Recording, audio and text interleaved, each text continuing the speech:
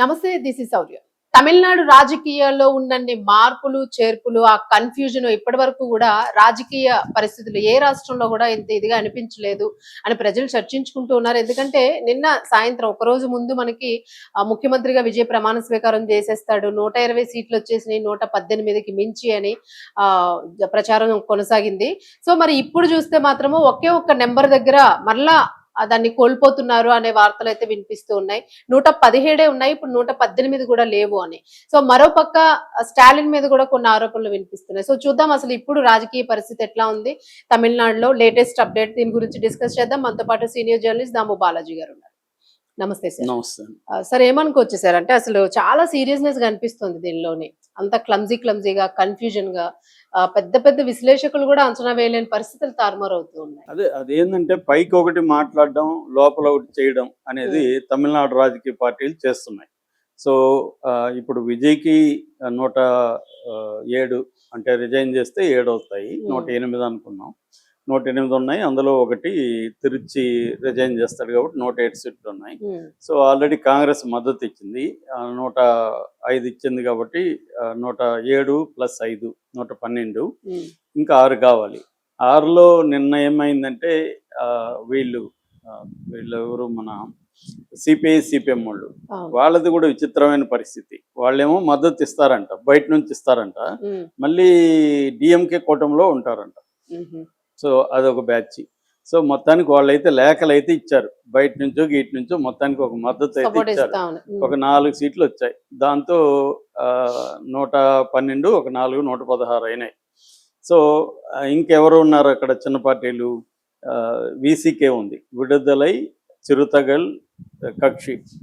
So వాళ్ళ దగ్గర 2 ఉన్నాయి. వాళ్ళు ఇస్తామని చెప్పారు. సో వాళ్ళు ఇస్తామన్నారు కదా అనుకుని ఆ 2 కూడా యాడ్ చేసుకున్నాడు. 118 అయినాయి. అది కాకుండా దీంట్లో నుంచి ఒకరు, ఎవరు ముస్లిం లీగ్ నుంచి, ముస్లిం లీగ్లో 2 ఉన్నారు, ఒకరు ఇస్తానన్నారని ఆ ఒక్కరిని యాడ్ చేసుకున్నారు. 119 అయినాయి. తర్వాత ఇంకొక ఏఎంఎంకే అని ఉంది, అంటే అమ్మ మక్కల్ మున్నేట్ర కలగం, టీటీవీ దినకరన్, అతను ఇస్తానన్నాడని అతను కూడా యాడ్ చేసుకున్నారు. సో అలాగా 118 యాడ్ చేసుకున్నప్పుడు 121 వచ్చాయి. 117 అనుకుంటే 120 వచ్చాయి. సో ఏదేమైనా కంఫర్టబుల్ మెజార్టీ కదా అని ధైర్యంగా వెళ్ళారు. ఎక్కడికి? గవర్నర్. లేదంటే 2 సార్లు రిజెక్ట్ చేసినాక విజయ్ బ్యాచ్ ఎందుకు వెళ్తారు? 118 ఉంటేనే రండి చెప్పేసినాక 118 లేకపోతే వీళ్ళు వెళ్ళరు. 118 ఉందనుకొని వెళ్ళారు. వెళ్ళినప్పుడు అతను ఏంటంటే ప్రాపర్గా లెటర్లు లేవు, అన్నీ లెటర్లు వచ్చినాక నేను అఫీషియల్గా డిక్లేర్ చేస్తాను, బట్ మీరు ఈ లోపల మీ ఏర్పాట్లు చేసుకోండి అని గవర్నర్ చెప్పేశాడు. గవర్నర్ ఇంట్లోంచి బయటికి రాగానే కాన్వాయ్ కూడా ఏర్పాటు అయిపోయింది. ఎందుకంటే అంతకుముందు కాన్వాయ్ ఎందుకు పెట్టారని ఇదే గవర్నర్ డీజీపీని వాళ్ళని తిట్టాడు, హోమ్ సెక్రటరీ వాళ్ళు, అందుకని తీసేశారు. ఇప్పుడు ఈయన గవర్నర్ ఆఫీస్ నుంచే వాళ్ళకి కూడా వెళ్ళింది, పెట్టండి అని పెట్టారు. సో వీళ్ళ అంతా అయిపోయింది. ఈరోజు 11 గంటలకి ముహూర్తం కూడా పెట్టుకున్నారు, ప్రమాణ స్వీకారం చేసేయాలని. 20వ తేదీ లోపల మంత్రివర్గాన్ని కూడా ఫామ్ చేద్దాం అనుకున్నారు.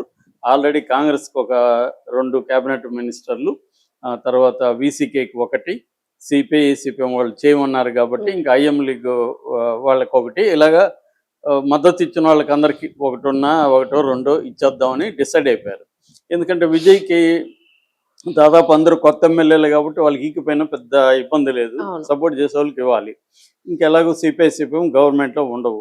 సో ముందు అసలు గవర్నమెంట్ ఫామ్ అవుతుంది కదా అనేది అనుకున్నారు. గవర్నర్ కూడా ఆ మేరకి గ్రీన్ సిగ్నల్ అనఫిషియల్గా ఇచ్చాడు. ఎందుకంటే అఫిషియల్గా లేఖలు రాలేదు, లేఖలు వచ్చినాకనే ఇస్తానని చెప్పాడు. సో వచ్చారు, వీళ్ళంతా ఫెస్టివల్ చేసుకున్నారు, హ్యాపీగా ఉన్నారు.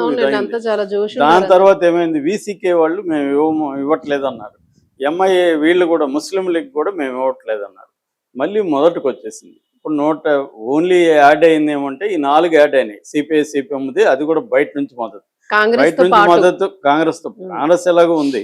కొత్తగా ఇప్పుడు యాడ్ అయింది ఈ 4 అనమాట. సో ఈ 4 కూడా బయట నుంచి మద్దతు అంటే అది ఎప్పటికైనా డేంజరే, వాళ్ళు చెప్పింది అంతా.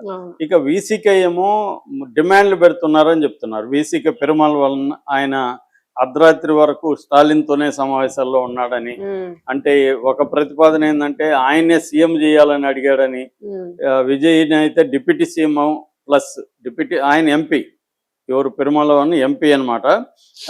ఎంపీగా ఉన్నాడు కాబట్టి ఆయన ఎమ్మెల్యేగా గెలవాలి. ఎమ్మెల్యే గెలవాలంటే విజయ్ రిజైన్ చేసిన సీటు తనకివ్వాలి, అదొక డిమాండ్. సో తిరుచి తనకివ్వాలి, తనకిస్తే తన ఎమ్మెల్యే గెలిచి వస్తాడు, వస్తే డిప్యూటీ సీఎం ఇవ్వాలి. సో ఇది ఆయన డిమాండ్. వాళ్ళకు ఉన్నవే 2 సీట్లు.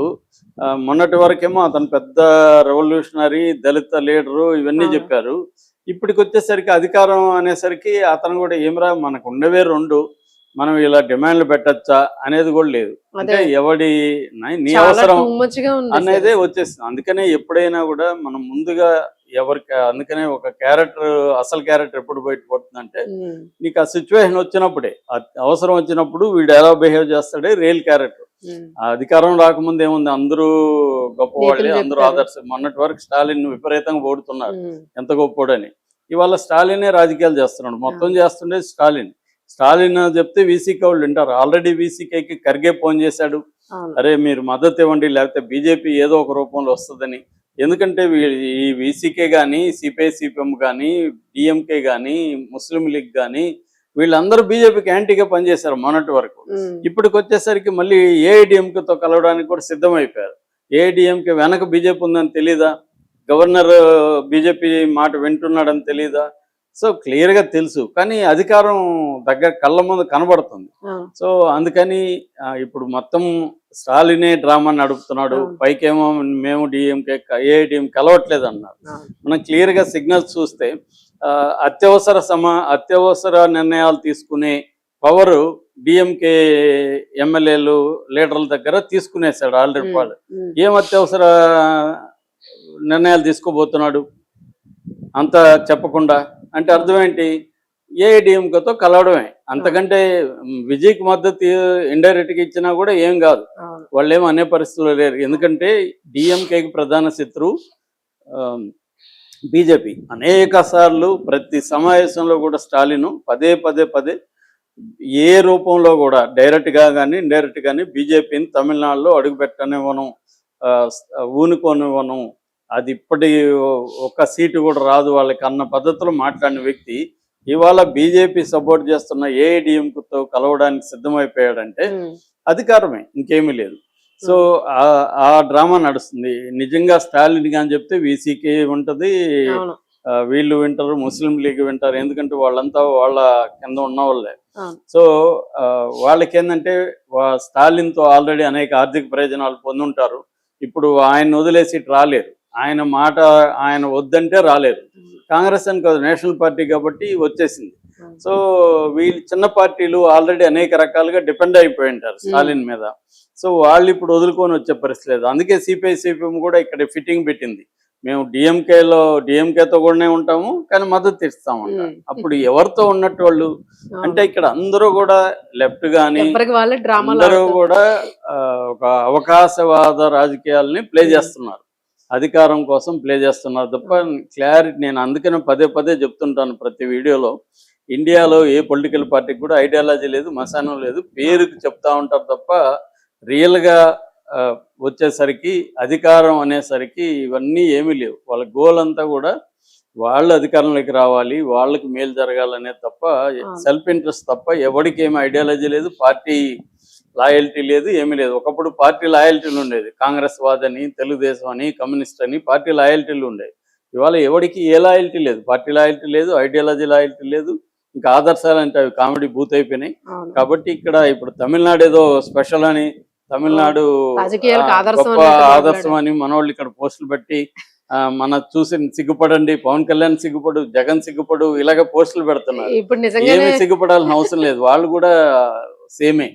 ఇక్కడ ఏంటంటే అధికారం రానంత వరకు ఆదర్శాలు ఎన్నన్నా చెప్పచ్చు, నీ వరకు వచ్చినప్పుడు నువ్వు ఎలా బిహేవ్ చేస్తాడు అనేది ఇంపార్టెంట్. కాబట్టి ఇప్పుడు అసలు విషయం అయితే తేలిపోయింది. విజయ్కి మద్దతు ఇచ్చేవి కూడా వెనక్కి వెళ్ళాయి, సిపిఎం కూడా దొంగాట ఆడుతున్నాయి క్లియర్గా. ఒక కాంగ్రెస్ మాత్రమే గట్టిగా నిలబడింది తమిళనాడులో, ఇంకే పొలిటికల్ పార్టీ కూడా గట్టిగా ఉండట్లేదు, అన్నీ కూడా డ్రామాలు ఆడుతున్నారు. ఇందులో కింగ్ పిన్, డ్రామాలో ఆడుతున్న కింగ్ పిన్ ఎవరంటే స్టాలిన్.